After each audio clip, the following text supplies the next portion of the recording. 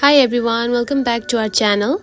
In today's video, we are going to talk about how to change the keyboard language on Instagram.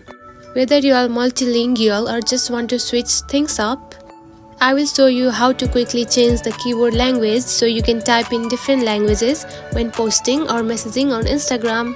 So let's get started. First of all, find the Instagram app on your home screen. Now open it.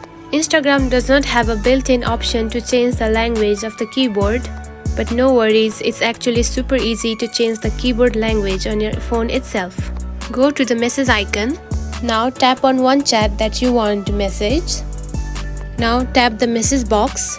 Now here you can find there is a global type of icon on your keyboard. Now simply tap on it, and now you can see the language has been changed on your keyboard. You can also add multiple languages to your keyboard. For that, just go to your settings on your iPhone and add more languages. And that's how you change your keyboard languages on Instagram. Whether you are writing captions, comments or messages, you can now easily type in multiple languages. Switching keyboard languages is a super handy tool if you want to engage with followers from different parts of the world. If you found this video helpful, don't forget to like and subscribe for more tips. Thanks for watching.